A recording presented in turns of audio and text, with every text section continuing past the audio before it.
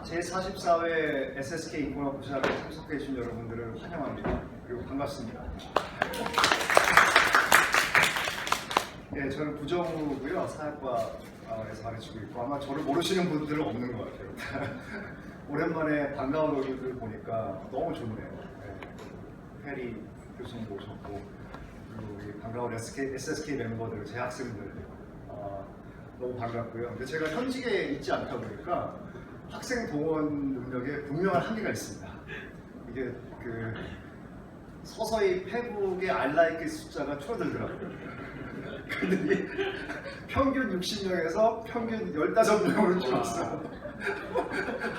그래서 이게 현직에 있다는 게 굉장히 중요한 거구나 생각을 해서 다시 한번 이제 이 숫자를 좀 점차 좀 높여가야 되지 않나 그런 생각을 하고 있고요. 저희 SSK 인권 포럼은 2010년도에 창립이 됐고 올해로 저희가 6년째 연구 활동을 해오고 있습니다. 서창학 교수님이 저희 대표로 계시고 그리고 여러 교수님들이 참여하고 계신데 김수경 교수님 참여하고 계시고 고대국제대학원에 계시고 그다음에 폴츠샤 게리 교수님 박수 한번 우리 성대 전문 로스쿨에서 가르치고 계시고요. 그리고 여러 교수님 참여하고 계시는데 11분의 그 교수님들이 참여를 하고 계십니다. 그리고 저희가 6년차 연구가 끝나서 지금 그 대형 사업 단계를 준비를 하고 있고 그래서 프로포즈를 쓰고 있는데 또 잘 되면 저희가 4년 동안 또 연구를 액티브하게 할 수 있을 것 같은데 기도해 주시기 바랍니다.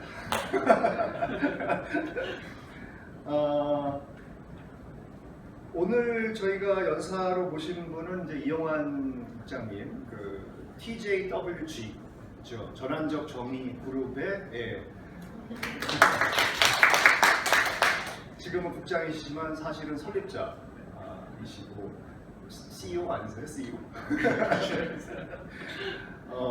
저희 인권, 특히 이제 북한 인권, 그다음에 전환적 정의 이런 분야에서는 이제 핵심 브레인으로 손꼽히는 분이라고 할 수 있고 이제 언더닥이고 이제 많은 사람들이 주목하는. 그래서 오늘 조교들이랑 얘기 들어보니까 이 포스팅을 올렸는데 이거를 찾아본 사람들 숫자가 3,000명이 된다고 그러더라고요. 이 기사를 검색한 사람 3,000명이라고 그러는데 불행히도 오진 않았어요. 오진 않았으나 많은 사람들이 관심을 갖고 지켜보고 있다는 게 사실이고 그만큼 또 이 국장님이 역량이 있으시고 또 TJWG 활동이 왕성하구나 이런 것을 깨달을 수가 있었습니다. 이영환 국장님은 그 오랫동안 북한인권 시민연합에서 활동을 하셨고 한 6, 7년 정도 활동을 하신 것 같아요. 활동을 하셨고 그리고 전환적 정의 워킹그룹을 2014년도에 설립을 하셨고 그리고 또 서강대에서 정치학 석사학위도 받으셨고요. 그 와중에 또 이제 단행본도 출판을 하셨고 오늘 강연은 이제 전환적 IT 인권 정보 기술을 활용한 인권 침해 조사인데 북한에서 여러 가지 형태의 인권 침해가 많지 않습니까? 그래서 많은 사람들이 실종되고 사망하고 그 사람들이 이제 묻혀 있는 집단 매장지가 있는데 그 집단 매장지를 찾아내고 또 유해를 수습하고 발굴하고 증거를 보존하는 게 굉장히 중요해요. 통일되면 특히 이제 북한에서 전환적 정의를 확립하는 차원에서 굉장히 중요한데 그런 큰 어떤 목표, 그런 큰 어떤 우리가 해야 될 일들을 지금 꾸준히 준비를 하고 계시고 그래서 오늘은 그 정보통신 기술, 특히 이제 디지털 매핑 기술을 가지고 어떻게 인권 침해 지역의 유해를 발굴하고 정보 보존하는 작업을 할 수 있을지에 대해서 발표를 해주시겠습니다. 발표 시간은 대체로 한 50분 정도인데 한 1시 5분 정도에 끝내주시고 저희가 토론을 한 20분 정도 Q&A 시간을 갖는 걸로 그렇게 하겠습니다. 그리고 내용 중에 약간 좀 디스토링한 내용이 있을 수가 있는데 임신부나 노약자들은 좀 주의해 주시고요. 매우 흥미로운 톡이 될 거라고 믿습니다. 그러면 이영환 국장님 환영해 주시고요. 감사합니다. 네, 감사합니다, 김용 교수님. 사실 저희가 2014년에 이 단체를 만들려고 준비를 할 때에 저희가 어떤 분들께서 저희 힘을 좀 실어 주실 수 있을까 연락을 막 드릴 때 구정원 교수님, 장대기 선생님까지 다 저희 이메일 받아보셨을 겁니다. 서천욱 교수님께서 다 같이 좀 봐달라고 뿌려주셨어요 그때. 그래서 아무튼 그렇게 관심을 많이 응원을 해주시고 시작을 해서 여기까지 왔고요. 앞으로 할 일이 굉장히 많은데 앞으로 더 힘을 부탁드리겠습니다. 긴 이야기 생각하고요. 바로 진행을 할게요. 다음. 저희가 오늘 크게 두 파트로 생각을 했습니다. 하나는 인권과 법학, 친숙한 용어가 많이 등장을 할 거고요. 이제 뒤쪽으로 넘어가게 돼서 프로젝트로 들어가게 되면은 주로 기술과 법과학 관련된 쪽 내용들이 있겠습니다. 키워드들을 쭉 먼저 한번 연결해 봤는데요. 중간에 본론 내용 중에서 설명을 하시게 될 테니까 혹시 이 중에서 쭉 스캐닝을 하시다가 생소한 용어가 있다 싶으신 게 있으시면은 하나 말씀해 주시면 하나 정도 말씀을 드릴 수 있겠습니다. 특별히 없으세요? 그럼 제가 하나 찍어가지고 말씀드릴게요. 맨 마지막에 전문가 증인이라는 얘기 들어보신 적 있습니까? 아마 교수님들은 아마 그 법정 케이스들을 다루시면서 전문가 증인에 대한 걸 보셨을 텐데요. 한국에는 아직 이게 그다지 큰 논란이 되는 것들은 별로 없어요. 근데 전문가 증인은 뭐냐면 우리가 보통 증인이라고 하게 되면은 가해자, 목격자, 피해자 이런 사람들이 실제 증인으로 출석하지 않습니까? 전문가 증인은 제3의 증언자를 집어넣는 거예요. 전문가 증인이 필요한 경우에는 저희처럼 인권 조사 기록을 한 데이터 있죠. 이 데이터가 오염이 되지 않았고 원래 정확하게 제대로 된 방법대로 만들어졌는지를 검증을 할 제3자 검증자라고 볼 수 있어요. 그러면 주로 IT 쪽에 있는 전문가가 와서 이 데이터베이스의 인테그러티, 일치성, 통합성, 변형, 왜곡 또는 해킹 당하지 않았는지를 확인을 하고 나서 이 데이터베이스가 완전 무결하다라는 것을 검증을 해주는 거예요. 미국에는 굉장히 활성화되어 있습니다. 미국이 굉장히 활성화되어 있고 보통 많이 적용되는 분야가 기업이 회계, 금융 관련되어 있는 사고를 쳤을 때에 그런 막대한 이제 메타데이터예요. 그 데이터의 자료를 가지고 오면은 검증해주는 툴을 미국에서는 많이 개발을 해놨습니다. 한국에서는 이제 이걸 시작을 하고 있는 단계라고 볼 수 있어요. 2008년에 우리 대법원 사법부에서도 이 증거 개시 절차라는 걸 이제 도입을 했는데요. 디스커버리 프로세스라는 게 있습니다. 디스커버리라는 게 증거가 그 재판에 굉장히 중요한 유력한 증거가 나왔을 때 이 증거를 검찰 측이나 아니면은 원고 측이 아니라 피고인, 고발을 기소를 당한 사람들 측의 변호사도 그 내용을 볼 수 있게 해주는 거예요. 양쪽이 똑같은 증거를 보고 나서 그걸 가지고 디베이트를 해서 시시비비를 따지려는 겁니다. 근데 아직까지 우리나라에서 이제 그런 어떤 기존 재판들에는 적용을 했었지만 이렇게 막대한 어떤 큰 규모의 데이터베이스를 검증을 하는 절차까지는 기술력이 그러니까 제대로 된 연구가 안 이루어져 있어요. 그래서 이제 지금은 이 분야에 대한 기초적인 연구, 어떤 그 검증 프로그램이나 소프트웨어를 쓰는 게 좋을지에 대한 그런 탐색 연구를 하고 있는 단계라고 볼 수 있어요. 나중에 왜 그러냐면은 지금 과거에 우리나라에서 일어난 인권 침해 같은 경우는 주로 문서, 사진, 증거 이런 것들 가지고 재판을 했었다고 치면 앞으로 북한 인권 문제 같은 경우는 방대하게 되는 데이터베이스 기록 형태를 가지고 검증을 해야 되는 상황들이 벌어질 거예요. 그래서 이제 이 내용이 나와 있는 거고 저희가 그 부분을 더 주안을 두고 있습니다. 넘어가겠습니다. 이 부분 좀 빨리 진행하겠습니다. 저희가 설립된 배경은 UNCOI 보고서입니다. 북한인권조사위원회 보고서고요. 보고서에서 북한 인권 문제가 중대한 인권 범죄인 반인도 범죄를 구성하고 있다는 부분을 명확히 해줬고 또 중요한 메시지는 책임 추궁, 가해자는 책임 추궁을 하고 북한 내에서 이런 사람을 처벌하지 않지 않습니까? 그러니까 국제사회가 처벌을 대신하는 방법이라고 생각해야 된다. 불처벌을 금절해야 된다는 메시지를 줬습니다. 다음. 그래서 저희가 전환기 정의라는 문제 앞에서 말한 그 세 가지 키워드와 여러 가지 방향의 메시지들 다 전환기 정의를 향하고 있더라라는 부분을 주목한 것이고요. 다음. 전환기라는 것은 쉽게 설명을 빨리 드리겠습니다. 심각한 인권 유린이 일상적으로 매일같이 벌어지던 대규모로 광범위하게 벌어지던 그 사회가 이제 그게 좀 중단되거나 완화될 시기가 된 거예요. 그리고 민주주의로도 나아갈 수 있는 기회가 들어가는 시기가 전환기라고 볼 수 있겠습니다. 그런데 이 시기가 되면 과거에 덮여있던 문제들이 다 드러나는 거예요. 이제 가해자, 피해자들이 다 공개되어 있는 거예요. 그래서 저런 부분에 대한 시기가 전환기가 되고 전환기에는 정의의 문제가 필연적으로 대두됩니다. 다음. 형사사고적 정의는 가해자의 책임 추궁과 처벌 초점, 회복적 정의는 피해자에 대한 배상, 보상, 지원, 그런 부분에 초점을 두고 사회적 정의는 이제 가해자, 피해자만 사회를 구성하는 건 아니지 않습니까? 제3자들, 대부분의 사람들은 가해자, 피해자 관계가 아닌 경우가 많아요. 하지만 전체를 아울 수 있는 사회적 통합을 어떻게 할 것이냐는 게 사회적 정의가 되겠습니다. 부의 재분배 문제들도 이 부분에 이 시기 때 많이 다뤄지게 되겠습니다. 그래서 정의와 법치를 확립하는 것이 중요한 게 정의다라고 생각하시면 되겠습니다. 다음, 뭐 형사 기소, 진실위원회 많이 들어보셨죠? 우리나라에는 많이 설립이 됐습니다. 뭐 과거사 진상규명위원회부터 그다음에 뭐 친일 청산도 있었고요. 그리고 뭐 지금 같은 경우는 여러 가지 형태의 그 진실위원회 만들어지는데요. 전 세계적으로도 한국이 굉장히 그 연구 사례가 많은 굉장히 독특한 사례가 되겠습니다. 전환기를 여러 번 겪은 나라 드문 경우입니다. 배보상 프로그램, 그 국가기관, 과거의 인권 침해에 앞장섰던 기관, 과거 독일 같은 경우는 슈타지 같은 경우 되겠죠. 저런 기관들 개혁을 하는 일들이 중요해집니다. 또 사람들이 역사교육, 추념을 해주는 추념 노력 과정까지.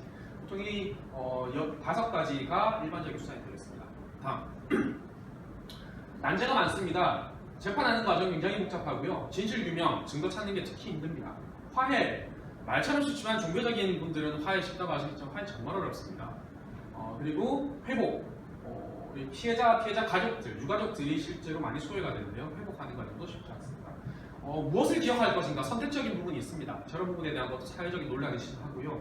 소유권 문제가 사실은 그 과거 공산권이라든지 이런 체제변환이 있었던 나라들에서 가장 심하게 벌어진 문제는 사실 정의 진실 화해 문제라기보다 전 소유권 문제가 훨씬 심각하다고 보고 있습니다. 그래서 토지의 재분배, 국가가 소유했던 땅을 다시 몰수를 해서 재분배, 부가, 매각을 시킬 때 여러 가지 이권들이 충돌을 하게 되겠습니다. 그래서 저런 부분에 대해서는 사회적 진통이 심각하다는 건데 저 부분도 유념할 필요가 있겠습니다. 통합과 관련된 부분들도 있고요. 특히 병력, 무장 해제, 뭐 이런 건 아프리카 같은 나라들의 소년병들 많이 동원이 됐던 나라들에서 아이들이 학교로 보내고 또는 이제 그 내란 집단들 뭐 내전을 많이 하고 났을 때 정부군 반군 사이에서 그 사람들은 청년기를 전출을 하면서 있었던 사람들이 어떻게 총기를 내려놓고 사회적인 노동자로 어떤 사회적인 기여를 할 수 있는 사람들을 바꿀 것이냐는 재직업 훈련 이런 것들 부분이 중요한 정책이 되겠습니다. 다음.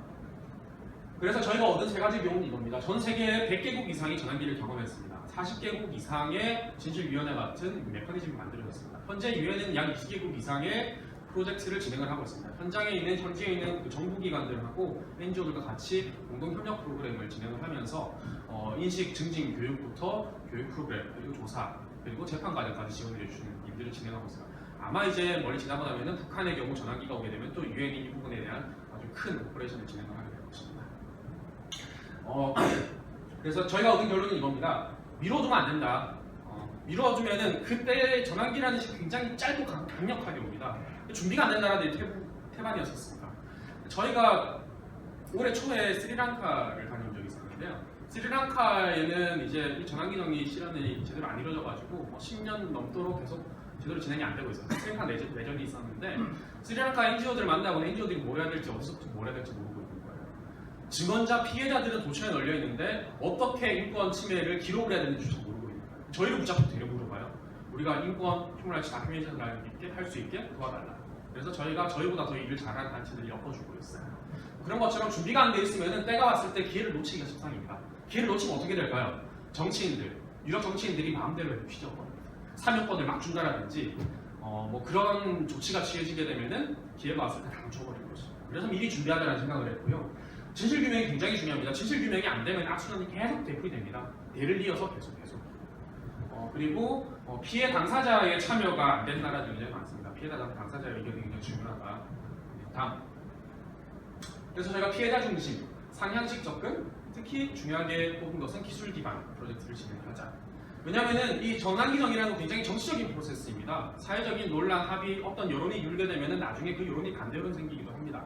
그래서 기술을 최대한 활용해서 과학적인 조사를 했을 때는 그나마 그런 정치적인 논란 부분을 피할 수 있겠다는 생각을 하게 된 것입니다. 그래서 정보기술과 법과학에 주목을 해서 저희가 기존의 인권 운동을 좀 더 한 단계 진화시키자라는 것이 목표입니다. 다음. 저희가 총 8명이 시작을 했습니다. 20, 30대죠. 30대가 주축인데 어쨌든 좀 젊은 운동이 됐습니다. 왜 젊은 운동 의도적으로 그 예전에 서창익 교수님께서 야 우리 늙었냐 안 시켜주냐 이러셨는데 그게 아니라 이 프로젝트들이 다른 나라들의 경우에 대를 이어서 진행이 됐습니다. 한 30년, 40년 이상 계속 진행될 프로젝트이기 때문에 앞으로 일을 오래 일을 할 친구가 이렇게 계속 일을 시켜먹을 수 있는 친구들과 같이 일을 하자라는 건 생각이었었고요. 그리고 또 젊은 친구들이 일을 하게 되면은 당사자에서 좀 떨어질 수 있습니다. 가해자, 피해 당사자 측이 아닌 제3자 입장에서 객관적으로 할 수 있다는 부분도 있었고요.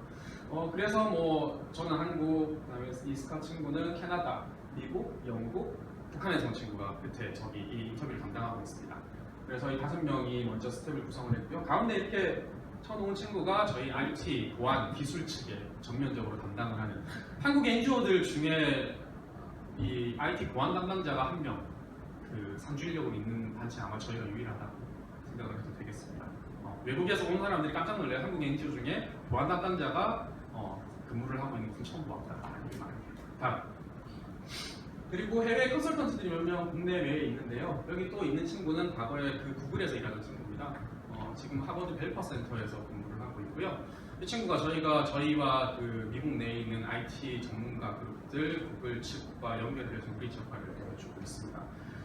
한번 들어보신 적 있으실까요? 북한에 대해서 북한이 인터넷 차단된 공간이지 않습니까? 그 해킹, 북한을 해킹하자라는 해커폰 대회라는 게 열렸었어요. 해킹 마라톤 대회라는 게 열린 적이 있었는데 그걸 조직했던 기획을 했었던 친구가 친구였습니다. 다음. 또 여러 자문위원들이 계신데요.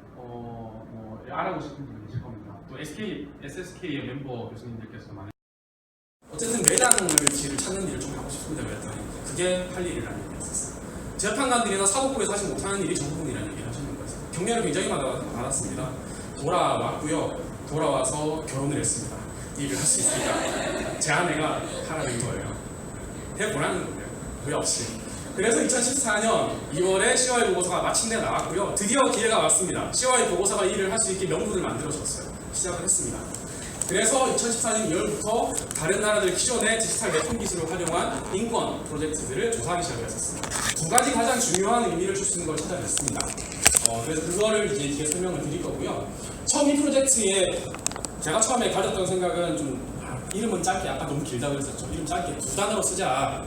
툼 레이더라는 단어를 쓰면 어떨까? 영화에 툼 레이더가 있었죠. 공부를 하는. 이제 툼 레이더, 무덤을 찾는 뭐 이런 프로젝트로 IT 쪽 사람들은 짧은 단어 기억하기 쉽잖아요. 할까 그랬더니 친구들이 동료들이 그런 얘기를 했었어요. 이게 좀 너무 좀 뭐랄까 좀 격이 떨어진다. 그래서 붙이다 보니까 매핑이라는 단어가 들어가고요. 그 다음에 Mapping Crimes Against Humanity in North Korea라는 게 지금 프로젝트명이 되겠습니다. 다음. 성공 사례 두 가지를 저희가 여러 가지 중에 가장 의미를 준 것은 이 사례 한 가지였습니다. 캄보디아 필링필드. 캄보디아에서 폴포트 khmer을 주도권은 1970년대 중후반이었습니다. 불과 4년이죠. 4년의 기간 동안에 200만 명, 숫자는 논란은 있습니다. 그게 미군의 폭격에 의한 인원이 들어갔다는 얘기도 있고요. 아무튼 200만 명 정도가 대학살을 당했었습니다. 국제사회는 저거를 이제 제노사이드 문제라고 규정을 한 상태이고요. 그런데 저게 벌어지고 나서 캄보디아가 실제 전환기로 들어간 것은 몇 년이 되겠습니까? 79년입니다. 79년 베트남전을 치러가지고 베트남이 패전을 하면서 조건이 무너진 거였었어요. 자, 어쨌든 바뀌었습니다. 바뀌었는데 79년에 이후부터 베트남 사람들은 아무것도 안 하고 있었어요. 저게 중요한지도 모르겠고 왜 과거를 다시 들춰야지 되는지 생각도 못하겠고 들춰봐야 또 갈등만 일을 거라서 덥자라고 했었어요. 20년 동안 작업이 진행이 안 되는 겁니다. 보다 못해 어디에서 나섰겠습니까? 국제경찰은 아니지만 미국 의회에서 미 정치인들이 나서기 시작. 젊은 정치인이 한 보좌가 아닌 저 문제를 들고 나섰습니다. 과거에 니른베르크 전범재판 우리가 배운 역사적 교훈이 바로 저기 있는데 왜 이 문제를 캄보디아 사람들이 진행을 하지 않는 것인가? 우리 미국이 나서서라도 어떤 미국의 연구그룹들이 나서서라도 일을 진행을 하자. 그래서 미 의회에 결국 동의를 받아가지고 예산이 만들어지게 됐습니다. 미 정치인들이 싫어했었어요. 왜냐하면 캄보디아에 개입한 미국의 역사가 드러날까봐 싫어했었어요. 하지만 결국에는 명분이 먹힌 거였었습니다. 그래서 그 기금을 어디다 줬냐면은 예일대학교에 줍니다. 예일대학교의 오른쪽에 보시면 뱅키어는 교수라고 나오는데요. 역사학 교수, 그때 굉장히 젊었죠. 지금 훨씬. 그래서 뱅키어는 교수가 팀을 만들어서 예일대학교 내에 제노사이드 프로그램이라는 프로그램을 만듭니다. 그래서 뜻이 있는 연구자들을 끌어모으고요. 그 팀을 훈련을 시켜가지고 캄보디아로 갑니다. 캄보디아에 갔더니 캄보디아 인권단체 사람들이 뭐라고 했는지 아세요? 돌아가세요. 하지 마세요. 이런 거죠. 하지만 그중에서도 이게 필요하다고 본 사람들이 있었어요. 그래서 현장에서 캄보디아 인권운동가들을 찾아서 모으고 교육을 시키고 훈련을 시켜서 이 프로젝트 팀을 만든 겁니다. 지금 캄보디아의 이 과거사 또는 진상규명의 핵심이 되는 중추가 되는 기관은 캄보디아 기록보존센터, 민간입니다. DCCAM이라고 불리기도 하고요. 다큐멘테이션 센터 오브 캄보디아라고 이름이 되어 있습니다. 굉장히 유명한 국제단체입니다. 그래서 저희가 작년에 이제 여기서 한국에 초청을 하게 되었었는데요. 어쨌든 미국 예일대와 호주 뉴 사우스 웨일스 대학교는 어떤 기술을 제공했었냐면은 인권 침해 기록 조사를 하기 위해서는 코딩표가 필요합니다. 굉장히 복잡한 표입니다. 이 피해자와 증언자의 어떤 직업군부터 우리가 보통 설문 통계 조사하는 것과 비슷하다 보시면 하지만 굉장히 복잡해요. 왜냐하면 훨씬 복잡해지는 이유는 뭐냐면은 어떤 그 가해의 유형을 국제법적 용어대로 다 재분류를 해야 됩니다. 그래서 그런 것 때문에 굉장히 복잡한 형태의 매뉴얼이 만들어지게 되는데 그런 역할 또는 매핑을 하는 역할에도 호주 대학교도 같이 참여를 하게 됩니다. 그래서 조사를 하게 됐고요. 유해 발굴까지 이어지고 지금은 이제 춘염 역사 대중교육, 제노사이드 경제 국제교육에 활용이 되고 있습니다. 다음 10년간 조사 성과는 그랬습니다. 집단 매장지가 무려 19,000, 2만 개에 가까웁니다. 캄보디아 여행 가셔서 이 집단 매장지 킬링필드 보신 분들 이게 단가보다 생각을 하겠지만 여기서 여행하실 때 저기가 지금 또 있어요. 딴 데 가시면 또 있어요. 이 지도 보시는 대로 따라가면 다 유해 매장지들이에요. 우리가 보는 거는 추모시설입니다. 메모리얼 81개 정도였었고요. 실제로 저 집단 매장지들이 있는데 재미있는 현상이 있습니다. 그 그림 클릭하시면 하나가 떠올라옵니다. 여기 삼각형으로 되어 있는 것들은 감옥시설들입니다. 과거에 크메르루즈의 보안기관이 운영을 했던 감옥이었었고요. 그 감옥 옆에 거의 이 매장지들이 흩어져 있었습니다. 그러니까 감옥에서 발생한 사망자들 같은 경우나 어떤 그 고위기관이 가까이 있는 곳에 있는 사람들을 대량 학살을 많이 했었다는 것을 보여줄 수 있습니다. 나중에 북한 지역에도 이렇게 감옥이 위치한 위치들을 구조로 해서 분포해 있을 가능성이 크고요. 또 보위기관, 국가 그 정보기관이 위치해 있는 곳에 인근 지역들이 많이 분포해 있는 저희가 실제 조사하면서도 저런 경향성을 보이고 있습니다. 다음 북한이 얼마나 많을지 모르겠다는 겁니다. 하지만 그 숫자가 한두 개나 몇십 개에 끝나지 않는다는 걸 암시해 주는 것이죠. 다음 그 다음 사례는 수단 다르푸르의 참상 크라이시스 인 다르푸르라는 프로그램이었는데요. 이 프로젝트는 미국 혹시 DC에 가시면은 여행 가시면 홀로코스트 박물관 추모 기념관이 있습니다. 거기에서 그냥 과거의 홀로코스트 문제를 기록하고 이렇게 보여주는 거에서 그치지 않고요. 제노사이드 문제를 구체적으로 확산시키고 알리는 그런 중요한 역할을 더 많이 하고 있습니다. 그래서 저 홀로코스트 뮤지엄과 구글이 손을 잡았습니다. 구글어스 여러분 써보셨죠? 구글어스가 출시된 게 2005년이었어요. 저도 당시에 북한 인권 조사를 하다 구글어스를 딱 다운로드를 먼저 걸리는 마음으로 딱 했는데 당시에는 별로 없는 거예요, 데이터가. 그래서 프로에 대학살이 벌어지고 있었습니다. 숫자 보시면 30만 명 학살, 1600개 이상의 마을이 파괴되고 있었고요. 250만 명의 대량 난민. 지금 유럽 지역에서 발생하는 시리아 난민 사태의 범을 굉장히 심각했었습니다. 그런데 수단의 문제는 사람들이 별로 관심 두지 않았었어요. 지금 유럽의 시리아 난민 발생 문제처럼 이렇게 큰 관심 못 받았습니다. 왜? 그냥 아프리카 어느 나라라는 것들 때문에 사람들이 그다지 관심 두지 않았어요. 지정학적, 국제정치학적 관심사항이 별로 안 있었어요. 하지만 대학살은 심각했기 때문에 그래서 기왕에 만들어진 구글어스를 이 기능을 가지고 한번 뭔가 사회적 임팩트를 주자라는 취지였었습니다.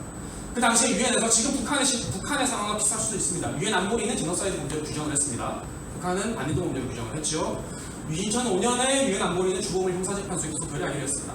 이 프로젝트가 그때 착수가 된 것입니다. 그러니까 국제사회에서 명분을 만들고 나면 이 프로젝트를 가동했을 때 사람들이 저 프로젝트는 정치적이라고 생각하지 않는다는 것이죠. 저희가 기다렸던 것이 바로 이 순간이었었다는 것입니다. 이 프로젝트는 이제 전후의 상황을 비교해 주면서 시각적으로 보게 되는 것은 CNN 뉴스나 기사를 본 것보다 훨씬 더 강력합니다. 그런 효과가 컸다는 것입니다. 다음. 네, 저렇게 전후 사진을 비교해 주는 겁니다. 바로 어제 멀쩡하던 마을이 바로 아침에 불을 타고 있는 상황을 보여주는 긴박성을 주는 것이죠, 사람들에게. 그래서 그 효과가 있었고요. 영어 언론도 2007년에 공개를 했습니다. 한 2년 정도 작업을 해서요. 나오자마자 사이트가 다운로드가 되고요. 저 맵 데이터를 찾기 위해서 막 다운을 했었고 동시 접속이 이루어지고 있었는데 언론 보도 500건 수백여 개의 블로그에 다국적으로 번역이 되면서 자발적으로 네티즌들이 번역을 정상에 알리기 시작했었어요. 그 효과가 컸습니다. 국제 개입을 지지 강화해줬었고요. 제노사이드 문제 인식을 엄청나게 확대시켰습니다. 구글어스는 덩달아 큰 혜택을 입었습니다. 구글어스가 이렇게 공익적인 역할을 할 수 있구나. 그러니까 구글이 지향을 하는 사회 기여라는 부분에 명분을 실어주고 정당화시켜주고 딱 입증을 해주는 좋은 프로젝트가 됐었어요. 지금도 그 구글에서는 그 프랙티스를 이걸 계속 소개를 하고 있습니다. 다음. 이제 북한의 경우 저희가 조사하는 것은 사망자, 실종자, 시신, 유해 매장 위치입니다. 그런데 이 조사만에 그치지는 않습니다. 공개 처형, 비공개 처형, 각종 수감 시설들의 사망 위치까지 같이 다시 한번 꼼꼼하게 재확인을 하고 있습니다.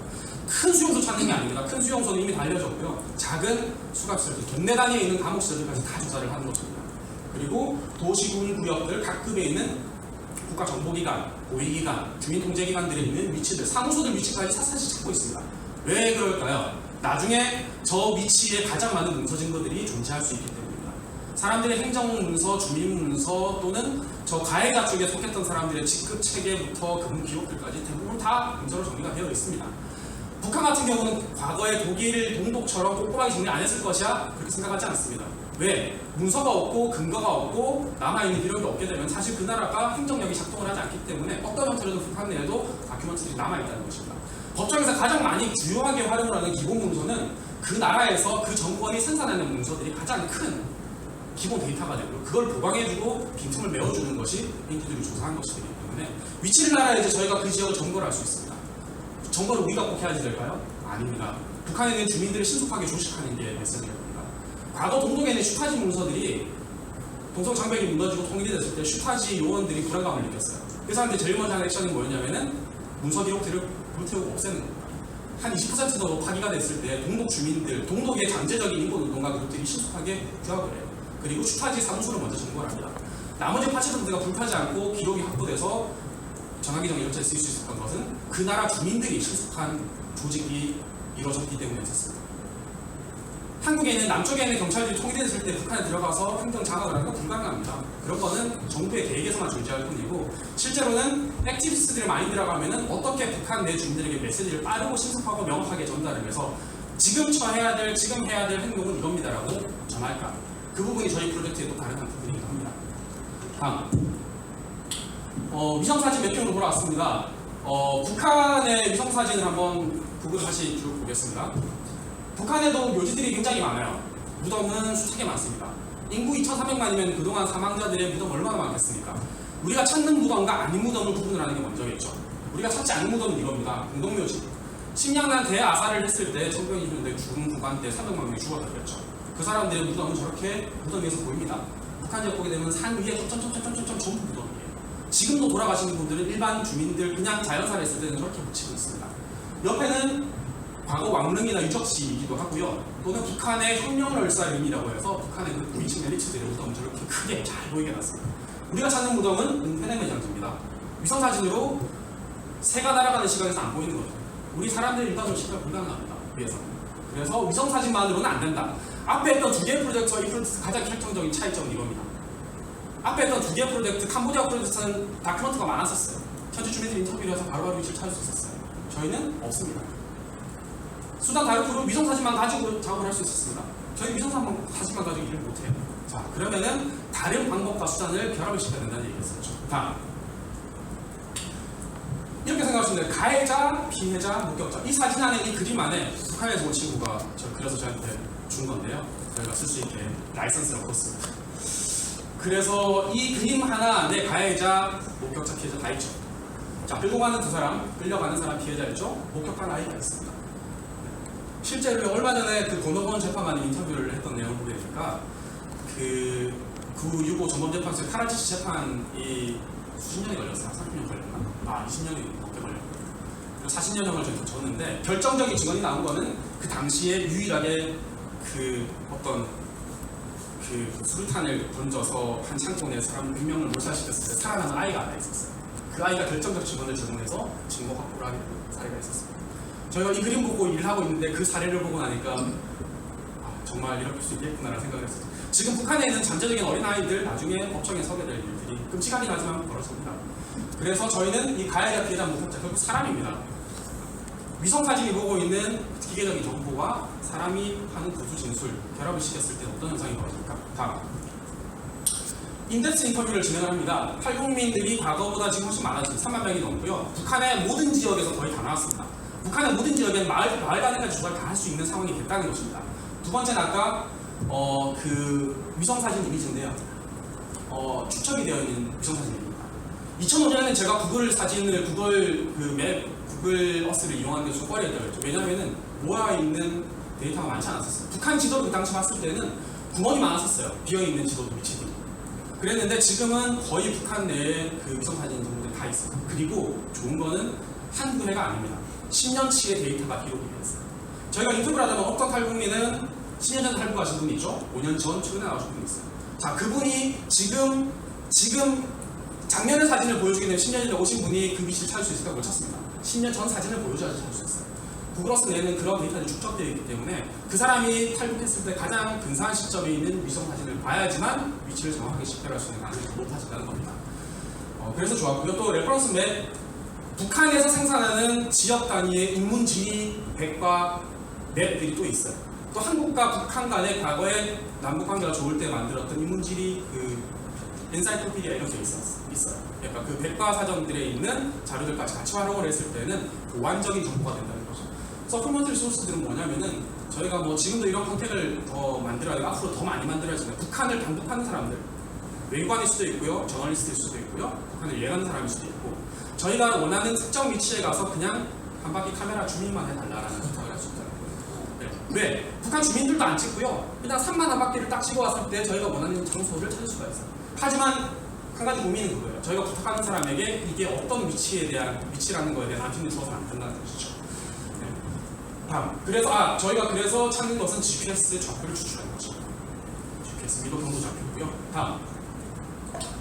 보안 기술이 한편 굉장히 저희가 처음 시작할 때는 우리가 열심히 조사를 하면 되겠구나 생각을 했지만 더 큰 챌린지는 이거였었습니다. 보안이 어마어마한 노력과 시간과 에너지와 예산이 투입이 되고 있습니다. 왜?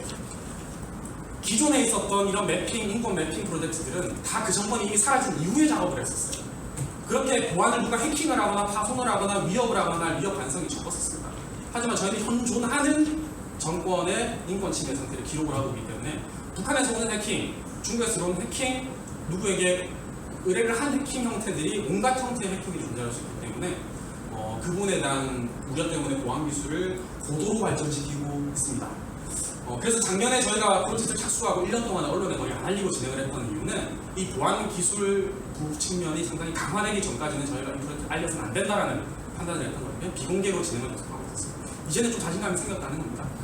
오늘 사실 이 자리가 가장 디테일하게 보여주는, 지금까지 가장 디테일하게 설명을 해주는 자리가 되겠습니다. 그래서 오프라인 위협이 있습니다. 물리적으로 사무실을 침입해서 컴퓨터 하드 드라이브를 절도하는 경우는 상당히 많습니다. 다른 나라들이 우리나라에서 그런 일이 사실 지금도 벌어지고 있고요. 꼭 이게 국정원이나 검찰에서 이렇게 하는 게 아닙니다. 네. 가해자 그룹이라든지 어떤 스파이도 있기도 하고요. 절제합니다. 또는 그 정권에 동조하는 사람들이 와서 절취나 절도를 하게 됩니다. 화재 발생할 수 있죠. 고장이 일어날 수도 있습니다. 신변 위협, 납치, 테러 같은 경우도 상황이 격화되면 벌어질 수도 있는 잠재 요인입니다. 온라인 위협, 뭘 해야 아시죠? 해킹인데 해킹은 우리가 보통 생각을 하는 것은 파괴적 해킹입니다. 컴퓨터를 망가뜨리는 거예요. 컴퓨터의 OS 시스템을 망가뜨리고 데이터를 파손시키는 겁니다. 더 무서운 게 뭐냐면요, 침입 해킹입니다. 이 컴퓨터에 뭔가 눈이 들어와 있어서 우리가 작업하는 것을 다 트랜스밋, 떼가는 거죠. 이거는 컴퓨터의 사용자나 네트워크 사용자가 인지를 하지 못해요. 여기서 뭐가 벌어지고 있는지. 그러면은 역설적으로 어떤 패러스가 벌어지게 되면 우린 열심히 일을 해요. 그게 가해자 쪽에서 손쉽게 파악해낸 위치를 그대로 맞아버려요. 그러면은 뭘 하겠습니까? 현장을 없애버려요. 템퍼링을 해버려요. 그래서 이 침입 해킹 부분에 대한 강지 부분이 굉장히 중요한 부분이 되겠습니다. 국가 수준의 해킹 공격 어떤 건지 대충 진정을 하시겠습니다. 다음. 그래서 저희가 다단계 보안 절차를 기술 고도화를 계속하고 있습니다. 보안 전문가 해커도 있고요. 그다음에 현직으로 전 세계 이런 인권 문제에 대한 보안 부분에 해주는 전문가들이 많습니다. 계속 협업을 하고 있어요. DB 시스템 개발하고 많은 분리 작업을 여기에 하고요. 암호화, 이메일 암호화부터 디스크 전체를 암호화하기도 하고요. 백업도 하나만 내면 안 됩니다. 2중, 4중, 3중, 4중으로 해서 분산 저장을 해놔야 됩니다. 그리고 보안 컨퍼런스에 계속 참여를 합니다. 구글 아이디어 팀이 마침 한국이어가지고 회의에 저희가 참여해서 여러 가지 또 팁들을 최신 보안 경향을 또 알게 됐었고요. 기관 보안도 중요하지만 저희 실무자들, 저희 단체, 저를 포함해서 개인 보안 요건이 굉장히 엄격합니다. 그래서 여러 가지 팁들을 통해서 개인 보안을 강화를 하고 있고요. 제가 예를 들어 카톡을 한국에서 쓸 수밖에 없죠. 아마 개인 보안 신경 쓰시는 분들 있으실 텐데 시그널 이런 게 굉장히 온라인 개인 메신저 시그널이라는 걸 굉장히 써라라고 주변에도 많이 얘기하고요. 그 IT 외국의 IT 전문가들 와가지고 저보고 이제 암호화 통신을 뭘 할 거냐 그래서 저 시그널 씁니다 그랬더니 한국에 여러 번 하는데 시그널 쓰는 걸 처음 봤다. 네. 근데 이제 시그널을 한번 찾아보십시오. 애플리케이션 이 세계에서 가장 강력하게 암호화가 잘 되어 있는 프로그램이 들어가고요. 카카오톡 패스트원 안에 비밀 채팅이 있습니다. 그 비밀 채팅까지 들어가게 되는 여러 단계를 거쳐서 그 채팅을 하는 거죠. 저한테 카톡 메시지를 보내서 상당히 번거로워. 아무튼 그런 개인 보안의 측면에는 굉장히 강하게 이제 다듬어가고 있습니다. 최신 보안 이어 패턴 분석을 하고요. 선제 조치를 계속하고 있습니다. 저 보안 담당자는 쉴 시간이 없어요. 주말에 일을 계속하고. 왜? 바이러스 하나라든지 어떤 위협 요인 하나라든지 며칠 동안 공부를 계속 해야 했어요. 저희 처음에는 저희 아까 미국인 친구가 왔을 때 자기는 굉장히 옛날에 일했던 소프트웨어 개발자고 일을 지금 할 수 있을까 그러는데 안 할 수가 없는 거예요. 밤새 컴퓨터식에 IT 관련되는 주소로만 공부를 하다 보니까 외국에 있는 기존의 보안 전문가들이 왔을 때 이렇게 빠른 시간 내에 이렇게 많은 기술에 대한 파악을 한 굉장히 경이롭다고 하는데 그런 부분도 저희 필요하니까 하게 되는 것 같아요. 다음 기술 자문 제공을 여러 군데에서 받았습니다. 샌프란시스코도 가고요, 팔로알토, 실리콘밸리에서 봤었고요, 프놈펜에 사람을 불렀습니다. 하와이에도 오기도 했고 저희가 또 저희 멤버가 가게 되고요. 서울에 있는 또 이 디지털 매핑하는 기관도 또 찾아서 협의를 하고요. 주로 미국을 많이 가게 됐습니다. 미국에 특히 흥미로웠던 미국 과학진흥협회 AAS라고 야칭을 하는데요. 굉장히 훌륭합니다. 기초과학부터 이런 IT 첨단과학까지 안 하는 분야가 없어요. 특히 인권 분야에 IT를 활용하는 것은 여기가 좀 성지라고 볼 수 있습니다. 다음 또 매핑, 또 이란 그룹들하고 또 접촉을 했어요. DC에는 이란의 인권 침해는 하루에 3명씩 지금도 실종되고 있어요. 이란 핵 문제는 타결됐지만 이란의 인권 문제는 여전히 심각하게 격화되고 있습니다. 국제사회 관심이 떨어져서 그렇죠. 저 그룹들은 어떻게 자료를 모으고 개인정보의 보안을 유지를 해주고 또 모은 자료를 일반에 공개를 하고 가시화시켜줄지에 대한 기술을 굉장히 많이 알고 있었어요. 계속 표시를 하고 있습니다. 같이 조만간에 국제회의든지 국제 공동 워크숍을 같이 열 얘기를 진행을 하고 있습니다. 그리고 홀로코스트 종합관 방문을 했고요. 나중에 제가 여기 홀로코스트 박물관 방문했을 때 거기 이제 담당자한테 그런 담당 디렉터한테 얘기를 했었어요. 홀로코스트 쪽 관계자들은 홀로코스트 사례와 다른 인권 대규모이고 아무리 대규모라고 해도 같이 다루는 걸 별로 안 좋아하세요. 홀로코스트만의 고유한 굉장히 큰 심각함이 있었고 북한 인권 문제를 북한판 홀로코스트를 얘기하면 싫어요. 저희가 그걸 알기 때문에 가서 대신 다른 제안을 했어요. 우회적인 제안을 한 거는 디지털 매핑 기술을 활용한 인권 침해에 관련되어 있는 어떤 엑스비션을 열어봅니다. 마침 가보니까 뭐라고 했었냐면요. 아까 앞에서 얘기했던 AAS라는 기관이랑 같이 하고 있던 것은 인권 침해나 국제 내정 경쟁 지역에서 문화재가 어떻게 훼손이 되고 있는지를 위성사진을 활용해서 비디오 전과 후를 보여줘서 문화재 보호에 대한 인식을 높이는 전시회를 진행을 하고 있었어요. 그래서 거길 참가하고 같이 보고 왔었는데 이거 협력이 가능하겠다는 생각이 들더라고요. 그리고 미국 국제개발청은 왜 들어가냐면은 미국 국제개발청에서 전 세계의 모든 웹데이터를 사실상 다 가지고 있어요. 위성사진이 구글보다 더 많은 데가 미국 국제개발청. 왜? 국제개발 원조를 하기 위해서는 그 나라들의 산림, 자원, 그 다음에 모든 관계 수로에 대한 웹데이터를 다 가지고 있었기 때문에. 저희가 저기에 지도를 이용을 하려고 문의를 했더니 안 되는 건 아니다. 가능하다. 저희가 미국 정부의 그랜트를 받을 때 그래서 저희가 미국 공무부 그랜트라든지 정부 그랜트를 항상 받아야 됩니다. 그러면 저희가 저기 웹데이터를 이용할 수 있는 액세스 코드를 놓게 되는 것이 있습니다. 다음 그래서 이제 저런 기관들을 같이 방문하면서 계속 협의를 하고 있습니다. 다음 저희가 이제 이런 일을 1년 이상 진행을 하고 나니까 저희가 딱 원했던 또 발언이 한 번 더 나왔어요. 마르키 다르스만 보고관이 지금으로부터 이제 한 6개월 전에 서울에 왔을 때 얘기를 갔습니다. 서울 기자회견. 다르스만 보고관 이제 임기가 끝나요. 유명 임기가 딱 끝나면서 돌아갔을 때 지금이었는데 이제 북한의 단일도 문제 앞에 POI 보고서 언급을 했어요. 이제는 더 폭넓은 구체적인 수단과 실질적인 절차를 진행해야 된다라고 유엔의 공식 프레스리리스를 통해서 발표를 또 합니다. 두 번째, 서울에 방문을 해서 지금 한국 정부 관계자, 청와대도 갔었습니다. 정부 관계자들한테 전환기 정리와 관련되어 있는 한국 정부의 실질적인 준비도 필요하다는 얘기를 하고 왔습니다. 까발린 거예요. 원래는 옵서레코드 얘기 안 하는 건데 하고 왔어요. 앞으로 이 일을 하라는 메시지를 우리 정부 쪽에 주고 왔습니다. 저희로서는 좋은 일이죠. 다음 연계 프로젝트 진행을 하고 있습니다. 반인도범죄 피해자 매핑부터 국제 비교는 계속 진행을 하고요. 아까 저 멀티미디어 활용 에드포커시가 모션 그래픽을 만드는 작업인데 저 모션 그래픽은 남한 사람들, 우리 한국 사람들이나 외국인 대상이 아니라 북한 주민들이 볼 수 있게 만드는 모션 그래픽을 만들고 있습니다. 북한 말로 만듭니다. 북한 사람들이 쓸 수 있는 용어만 씁니다. 유엔이나 국제법 어려운 용어 안 씁니다. 북한 사람들이 눈높이에서 봤을 때 앞으로 우리가 해야 될 액션 준비, 우리가 우리 정부에게 물어야 될 책임, 인권, 권리가 뭔지를 보여주는 모션 그래픽 제작을 하고 있습니다. 그래서 이 역시도 당분간의 비밀 프로젝트이긴 한데요. 지금 몇 개 영상을 하나 영상 만들고 두 번째 만들고 있는데요. 시리즈로 계속 만들어서 북한에 직접 드러넣는 거를 진행을 하고 나서 일반화 공개를 할 계획입니다. 북한에서는 좀 혼란스러울 겁니다. 이게 북한 내에서 누가 만들었나 싶어요. 그런 어떤 실질적으로 메시징을 당사국 가해자들에게 보내는 것도 중요하다고 생각하기 때문에 우리가 여기서 아무리 뭘 해도 임팩트가 안 가면 어떻게 하는 거죠. 그래서 임팩트를 만들기 위한 수단으로 멀티미디어 비디오 제작까지 진행을 하고 있습니다. 그리고 아까 말씀드린 인권 데이터베이스화되어 있는 디지털 기록을 어떻게 법정에서 제대로 활용하게 할 거냐. 국제재판소는 이 부분에 대한 것을 잘 알고 있어요. 하지만 우리나라의 국내 재판소들이 이 부분에 대한 게 취약합니다. 그래서 그 부분에 대한 연구, 한국화 시킬 수 있는 방법이 뭘지에 대한 연구도 이 부분 특히 앞으로 교수님들의 역할, 교수님들의 도움을 많이 청해야 되겠습니다. 다음. 자, 미래과제 한 가지, 이거 5분 만에 끝내겠습니다. 자, 네. 앞에 사례. 네. 자, ICTY에서 전원특파는 얘기했었습니다. 이 얘기가 뭐냐면요.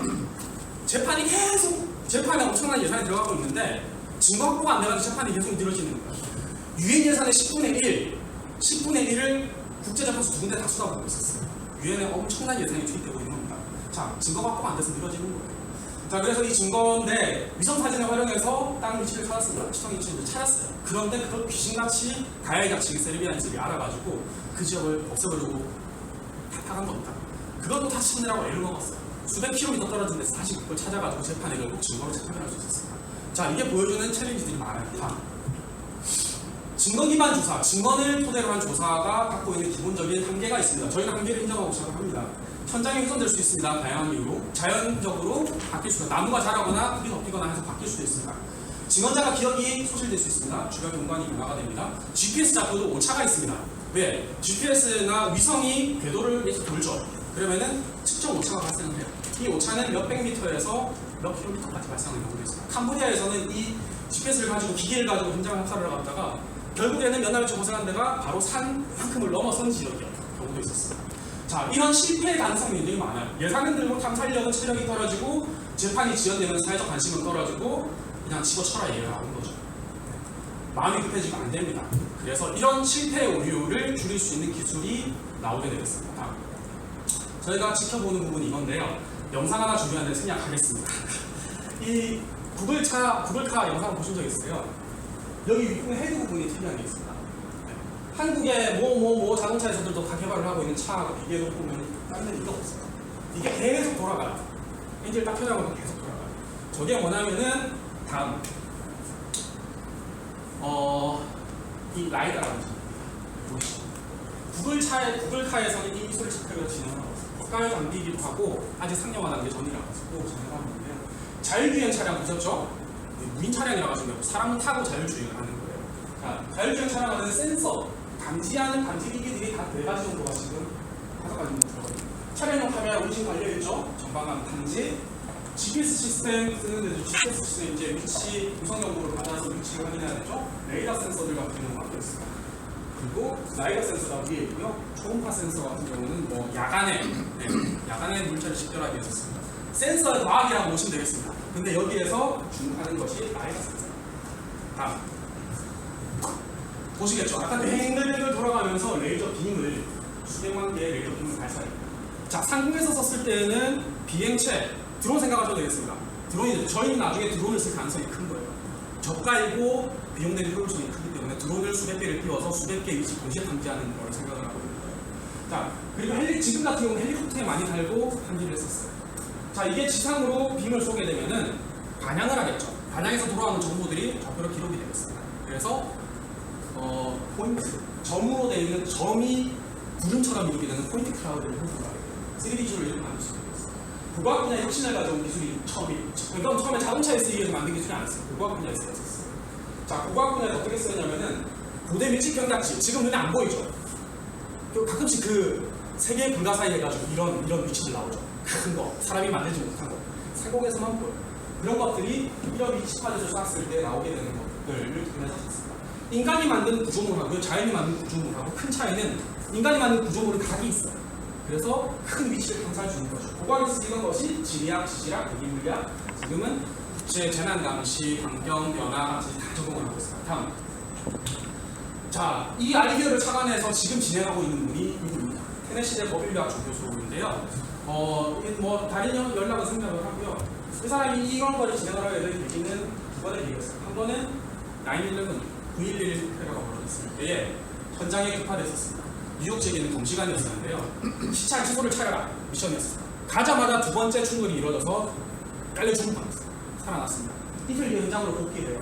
3년 동안에 밤낮으로 일을 해서 1998년에 시체를 수습을 하고 뼈를 다 결합을 시켜서 가족에 돌려줍니다. 엄청난 일을 했습니다. 이 사람이 이제 더 공부를 해야 되더라. 이렇게 현장에서 재난 지역에서 인류학자가 기여할 수 있는 역할에 대한 거를 간지를 했기 때문에 연구를 하면서 보스니아 지역을 봅니다. 구유고적에 가서 현장에서 국제 발굴단이 하고 있는 작업을 관찰을 해요. 가보니까 실패를 너무 많이 하는 거예요. 하루 종일 불도저로 땅을 파고 크레인으로 걷어냈는데 안 나오는 거예요. 그래서 기술을 가지고 이 문제를 해결을 하자는 얘기를 해요. 그래서 아까 라이다 기술에 주목을 하게 된 건데요. 테네시 대학교는 특이한 그 현장을 갖고 있습니다. 이제 마무리를 좀 해주세요. 네. 마지막이죠? 이제? 자, 이제 좀 그림이 이해가 됐을 겁니다. 여기에서 아까 포인트 클라우드를 만드는 방법 위상에서 확인을 하죠. 자, 쭉 있는데 하나님 특이한 게 나와요. 법인류학에서는 또 여러 가지 학문을 하겠는데 의학 공부도 하고 과학 공부도 합니다. 이게 뭐가 그려주는 그림이냐? 질소입니다. 질소. 사람의 시체가 썩으면요, 사람 시체가 썩는 과정에서 나온 게 질소입니다. 질소를 통해서 식별을 하는 거예요.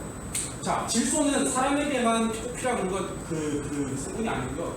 자연 나무가 풀이 자라기 위해서 질소를 굉장히 다량으로 포함하게 됩니다. 어디저기 시체가 썩으면서 질소를 다량으로 방출을 하죠. 그럼 그 질소는 과다하게 나무가 풀에 영향을 줍니다. 이 질소를 추적을 하는 거예요. 다 초록색인데 빨간색 점들 표시되는 지역들은 시체가 뭔가 썩고 올 때라는 걸 암시해 주는 것이죠. 그래서 화학과 법의학과 디지털 매핑, IT 정보와 신체부터 발굴 작가 이어주는 작업을 진행하고 지금 현재 연구 중이에요. 제가 내년에 빠르게 내년 초 테네시에 가려고 가서 저팀과 함께 나중에 북한에 이 기술을 적용하면 어떻게 되는지 제안을 한번 보려고 합니다. 이상입니다. 저희 아까 끔찍했던 시체 영상은 안 보여드리는 게 나을 것 같습니다.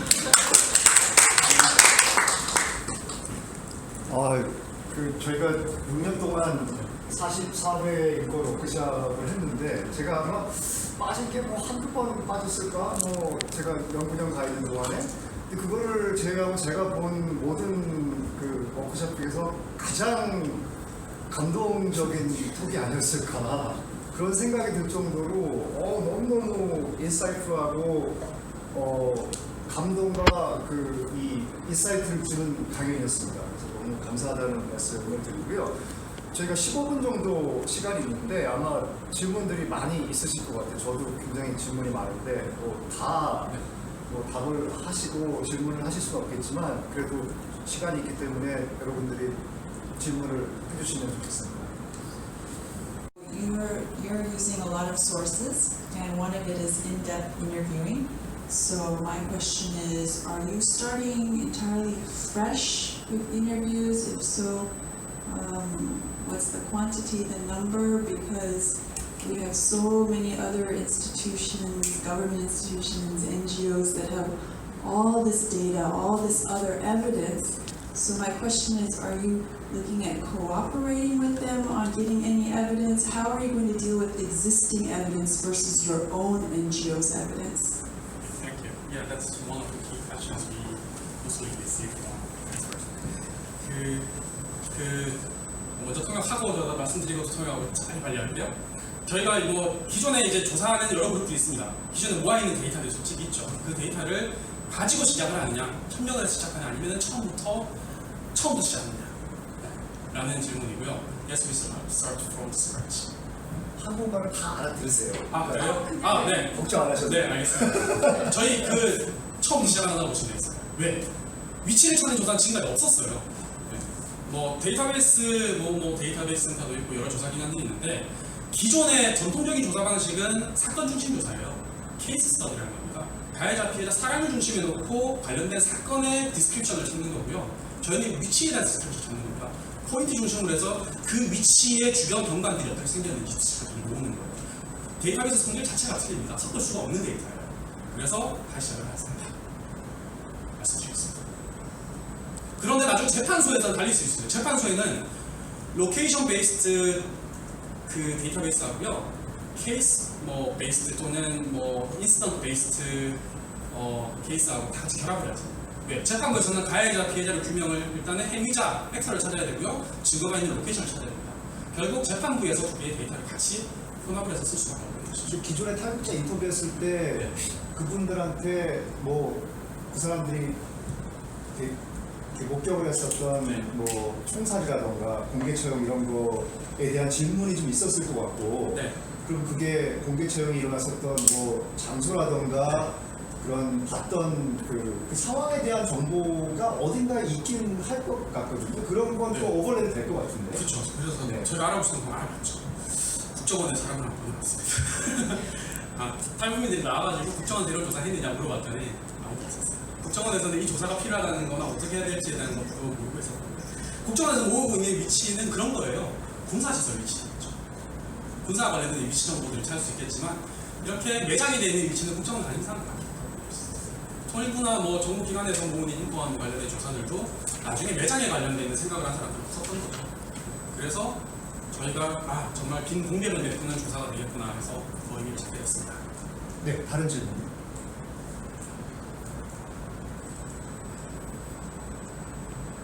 김수경 목사님 뭐 질문이 굉장히 많은 것 같아요.